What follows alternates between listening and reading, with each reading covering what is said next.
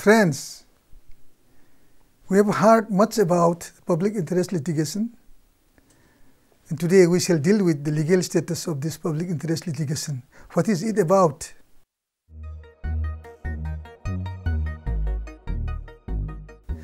To start with, a traditional litigation mostly permitted only a party to the case dispute to bring a suit or application against the opponent, that may be a private person or against the government.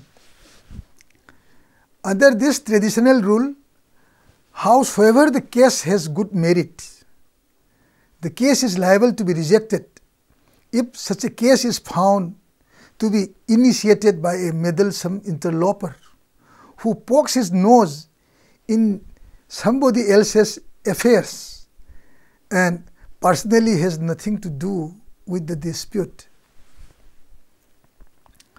But a recent feature of Indian legal system has sprung up is the rapid growth and development of public interest litigation, popularly known as PIL. In a number of cases, the Supreme Court and the High Courts have entertained petitions and accepted letters written by person or persons who acted pro bono publico. PIL is totally different field of litigation and distinct from an ordinary traditional litigation. This type of litigation is brought before the court not for enforcement of individual rights against another as done in ordinary litigation, but it is instituted in order to redress the grievance faced by the public, like violation of the constitutional or legal rights of a large number of the people who are poor, ignorant, or economically or socially disadvantaged person, and that their grievances going unnoticed and unredressed. If public duties are to be enforced and public interests protected, then public spirited persons or organizations must be allowed to move the court and act in furtherance of the group interests. Both in the United Kingdom and United States, a liberal view has come to be adopted in allowing applications to be filed before the court to promote public rights. Thus, the technical concept of locus standi came to be diluted. In India, the PIL has come into being and became a part of the constitutional system of redressal of grievance of public nature. Not only filing of cases formally, even a letter addressed to the Chief Justice or a column in the newspaper have been treated as a writ petition and came to be known as public interest litigation or social action litigation, and popularly known as PIL. The learners must be sensitized in the following heads of study. First, the enlargement in the system of locus standi. Secondly, the system of complaint by letters. Thirdly, the enforcement of public duties. Fourthly, the appointment of socio-legal commissions for inquiry. And fifthly, some limitations in the use of this type of litigation. So, let us discuss the locus standi rule. The liberalization of the rule of locus standi is a feature of PIL. The court, in order to reach the poor and the disadvantaged sections of the society who are denied their entitlement, that it was a necessity to relax the rule of locus standi. In Bandhua Mukti Morcha versus India, AIR 1984, Supreme Court 802, the Supreme Court justified the liberal rule of standing. The court observed that there is no limitation in the words of clause 1 of Article 32 that fundamental right which is sought to be enforced by moving the Supreme Court, nor does it say that the Supreme Court should be moved only by a particular kind of proceeding. In this sense, the court observed that wherever there is violation of fundamental right, anyone could move the Supreme Court for enforcement of that right. This was, however, qualified by the view of the Supreme Court. It has been viewed that the court would not, in exercise of this discretion, intervene at the instance of a meddlesome interloper or a busybody, and would ordinarily insist that only a person whose fundamental right is violated should be allowed to move the court. A new era of PIL movement started in 1982 when Justice P.N. Bhagwati of the Supreme Court laid down in S.P. Gupta versus Union of India, AIR 1982, Supreme Court 149, that any member of the public or social action group acting bona fide can invoke the jurisdiction of the High Courts or the Supreme Court, seeking redressal against violation of legal or constitutional rights of persons who, owing to social or economic or other disability, cannot approach the court.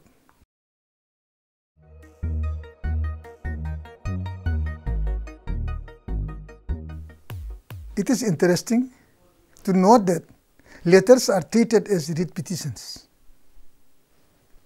The Supreme Court started treating letters addressed to it as writ petition in cases involving larger public interests or gross violation of the fundamental rights. In Bandhua Mukti Morcha versus Union of India mentioned above, on the basis of a letter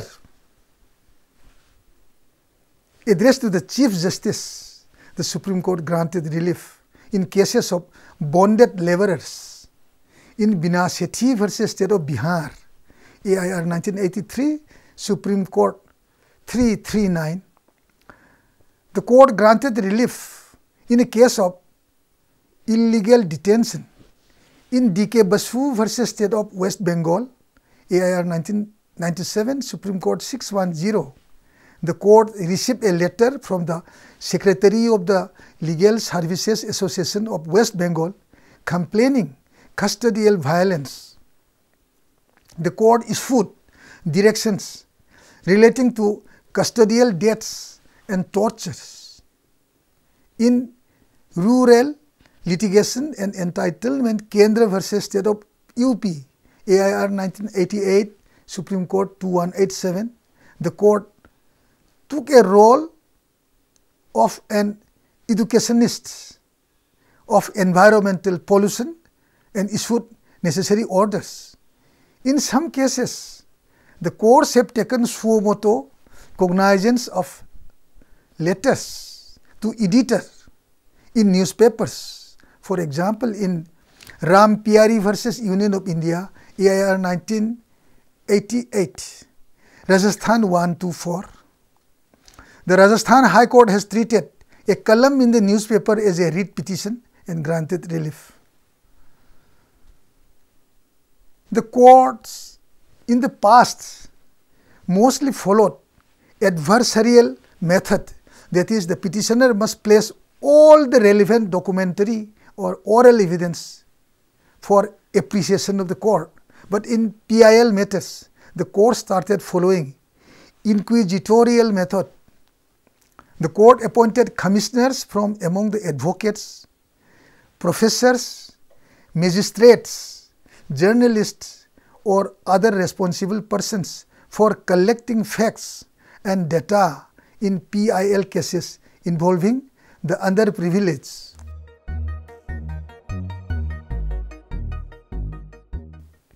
So let's discuss the scope of PIL, some illustrative cases. PIL cannot be treated as a means to redress all kinds of grievances that can be redressed in all wrongs to the society. However, the usefulness of the PIL can be seen by reference to cases entertained by the courts. For example, in SP Gupta versus Union of India, AIR 1982, Supreme Court 149, popularly known as Judges Transfer Case, the Supreme Court entertained petitioners by lawyers challenging the constitutionality of the law. Minister's circular regarding transfer and non-confirmation of the judges of the high courts. The public interest litigation, which is a judge-made provision, has also been helped in protecting the rights of the women, which are guaranteed by the Constitution and other statutes. In Dr. Upendra Bakshi versus State of UP, AIR 1987, Supreme Court 191, the public interest litigation was initiated by a law professor. In that case of PIL, the Supreme Court issued a series of administrative orders for improvement of the conditions in Agra and Delhi protective homes for women.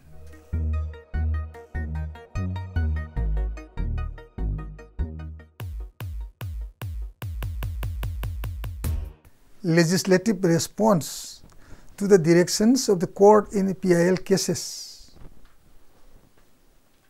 In a case popularly known as Vishakha case, the Supreme Court issued guidelines as judicial law,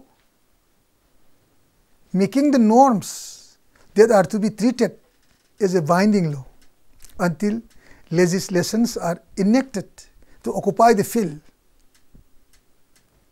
After the judicial law came into being in the year 1997, Parliament of India enacted the Criminal Law Amendment Act 2013 and incorporated the judicial law declared in Vishakha case. In inserting section 354A in the Indian Penal Code 1860, a general penal provision has been incorporated with the marginal note sexual harassment and punishment for sexual harassment, enacting the guidelines in Vishakha case into an enacted law. Another example to cite in the PIL case being D.K. Basu versus State of West Bengal, AIR 1997, Supreme Court 610, the Supreme Court in the proceeding under PIL evolved custodial jurisprudence and laid down a judicial law popularly known as arrest memo. The provision was silent in the Code of Criminal Procedure, and the court felt it necessary to fill up the void by judicial verdict till a legislation is passed by the competent legislature. An arresting authority was put to the obligation of preparing an arrest memo at the time of every arrest. The Parliament of India, by enacting Criminal Law Amendment Act 2009, inserted section 41B and 41D in enacting the judicial law involved in the said PIL case. Section 41B of the Indian Code of Criminal Procedure is the procedure of arrests and duties of the officers making arrest. The provision has brought in the view of the Supreme Court in D.K. Basu cited above. Section 41D incorporated right of the arrested person to meet an advocate of his choice during investigation.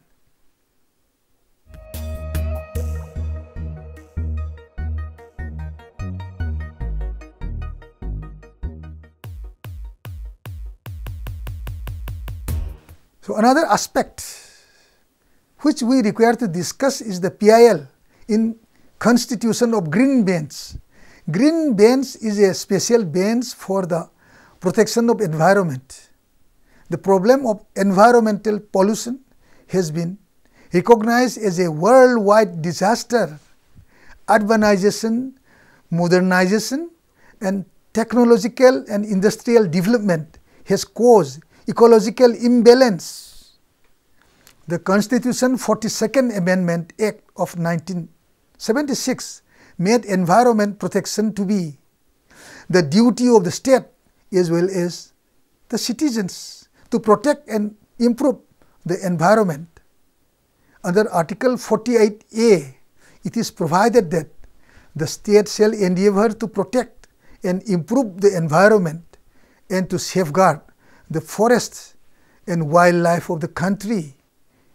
Article 51A of the Constitution provides to protect and to improve the natural environment, including forests, lakes, rivers and wildlife, and to have compassion for living creatures.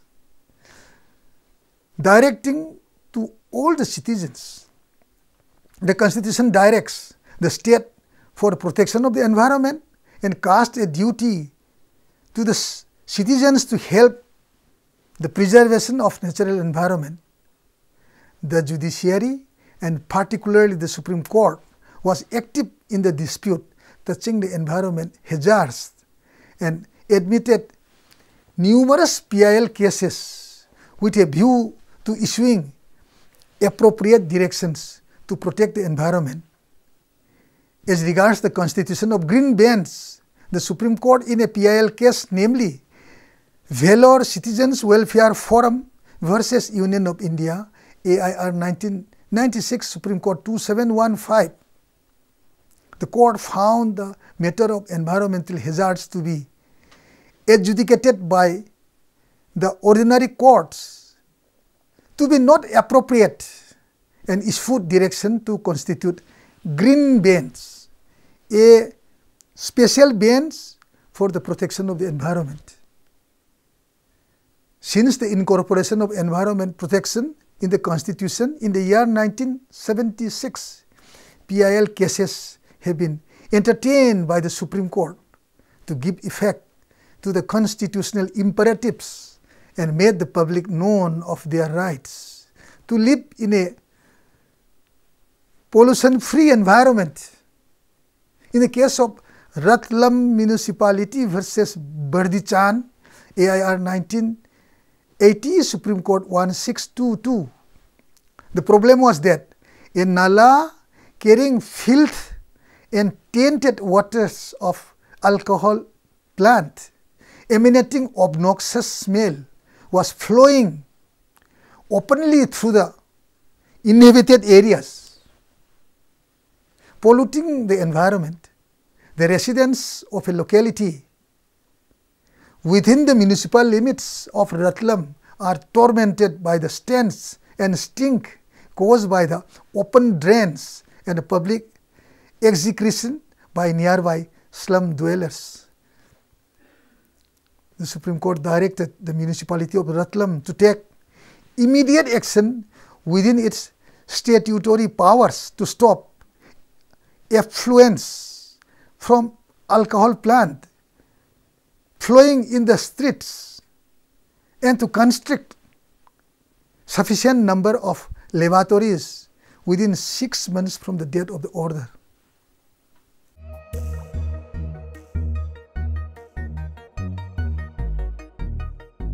So now let us come to the conclusion. The court must be careful to ensure that the petitioner who approaches it is acting bona fide and not for personal gain, private profit, or for political or other lofty considerations. The courts therefore advocate self-restraint in entertaining and deciding PIL petitions.